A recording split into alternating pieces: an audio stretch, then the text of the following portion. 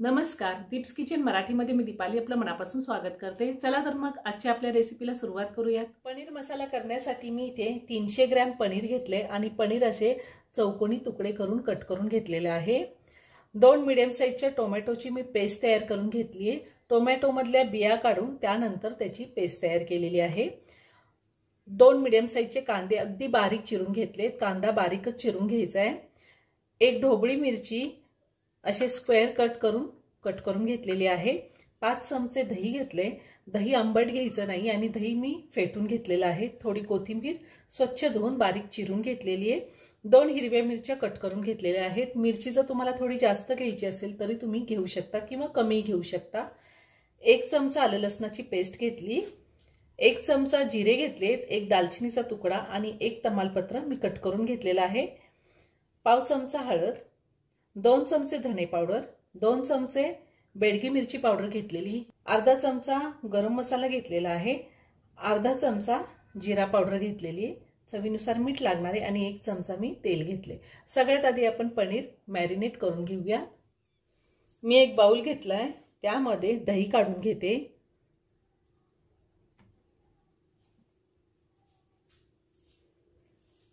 बेडगी मिरची पावडर मी यातली अर्धा चमचा बेडगी मिरची पावडर दह्यामध्ये घातली आणि अर्धा चमचा धने पावडर सुद्धा मी घालणार आहे। थोडं मीठ घालायचंय आणि 1 चमचा तेल। आता हे सगळं व्यवस्थित मिक्स करून घेते।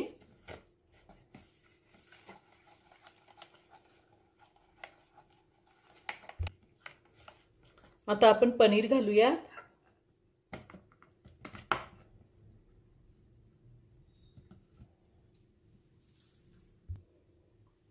पनीर आपण दह्यामध्ये सगळं व्यवस्थित मिक्स करून घेऊया।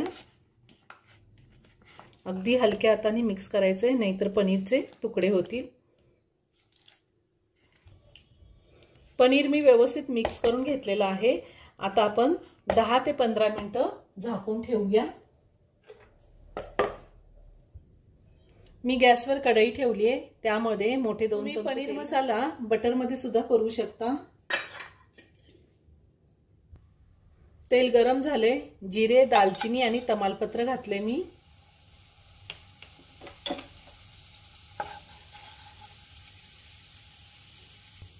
त्यातच आपण कांदा घालूया।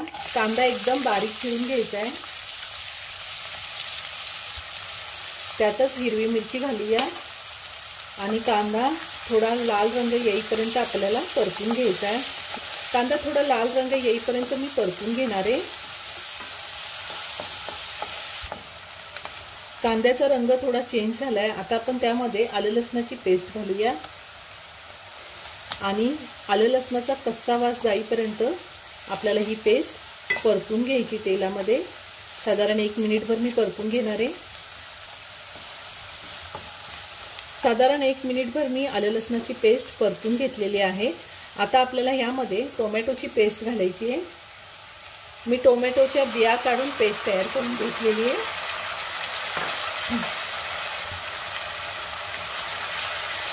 आता तेल सुटेपर्यंत आपण टोमॅटोची पेस्ट व्यवस्थित परतून घेऊया, म्हणजे टोमॅटो व्यवस्थित शिजला जाईल। साधारण 2 मिनिटं मी परतून घेणार आहे। टोमॅटो मी व्यवस्थित परतून घेतलेला आहे। आता त्यामध्ये आपल्याला ढोबळी मिरची घालायची आहे आणि पुन्हा 2 मिनिटं ढोबळी मिरची आपल्याला परतून घ्यायची आहे, म्हणजे थोडी सॉफ्ट होईल। आपल्याला जास्त शिजवून नाही घ्यायची ढोबळी मिरची। 2 मिनिटं मी परतून घेणार आहे। 2 मिनिटं मी ढोबळी मिरची व्यवस्थित परतून घेतली। आता आपल्याला पावडर मसाले घालायचे। बेडगी मिरची पावडर, धने पावडर, गरम मसाला, जिरा पावडर, हळद। आता पुन्हा सगळं हे व्यवस्थित मिक्स करून घेऊया। पावडर मसाले मी सगळे व्यवस्थित मिक्स करून घेतलेले। आता त्यामध्ये थोडंसं पाणी घालणार आहे मी, जास्त नाही, अगदी थोडं पाणी घालायचं आपल्याला। अर्धा कप पाणी घातलेले। आणि अजून 2 ते 3 मिनिटं मी हा मसाला व्यवस्थित शिजवून घेणार आहे। अजून थोडं पाणी घालते मी, म्हणजे मसाला करपणार नाही। आता साधारण 2 ते 3 मिनिटं हा मसाला मी तेल सुटेपर्यंत शिजवून घेणार आहे। साधारण 3 मिनिटं झालेली आहे। मी मसाला व्यवस्थित शिजवून घेतलेला आहे आणि छान तेल सुटलेलं आहे। आपल्याला ढोबळी मिरची जास्त शिजवायची नाहीये। तुम्हाला जर जास्त ढोबळी मिरची शिजवायची असेल तर थोडं पाणी घालून तुम्ही अजून 2 मिनिटं मसाला शिजवून घेऊ शकता। आता मी त्या मसाल्यामध्ये पनीर घालणार आहे।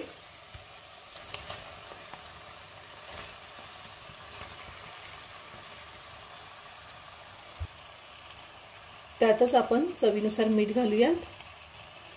आपण पनीरमध्ये सुद्धा मीठ घातलेलं होतं आणि आताही मी मसाल्यासाठी थोडं मीठ घातले आणि आता हे सगळं व्यवस्थित मिक्स करून घेऊया। आपल्याकडे जर अचानक कोणी पाहुणे येणार असतील तर आपण हा पनीर मसाला झटपट करू शकतो। करायला अगदी सोपा आहे। आता हे सगळं व्यवस्थित मी मिक्स करून घेते। गॅसची फ्लेम लो ठेवलेली आहे।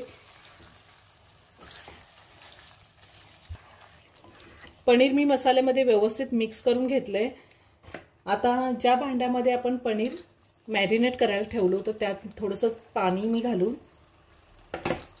ते पाणी आपण यामध्ये घालूया, म्हणजे थोडी भाजी लपथपीत होईल। आणि आता 2 मिनिटं हा पनीर मसाला मी असाच होऊन देणार आहे। 2 मिनिटं झालेली आहे। आपला पनीर मसाला तयार करून झालेला आहे। पनीर जास्त शिजवायचं नाही, नाहीतर ते रबर सारखं लागतं। त्यामुळे फक्त 2 मिनिटं मी शिजवून घेतले। वरतून थोडी कोथिंबीर घालूया। पुन्हा एकदा व्यवस्थित मिक्स करून घेते।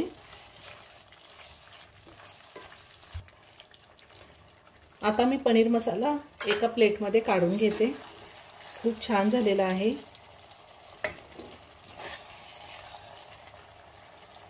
अगदी साध्या सोप्या पद्धतीने पनीर मसाला तयार करून झालेला आहे। खूप छान झालाय आणि खूप झटपट होतो। तुम्ही एकदा नक्की करून पहा। व्हिडिओ जर आवडला तर व्हिडिओला लाईक आणि शेअर करायला विसरू नका।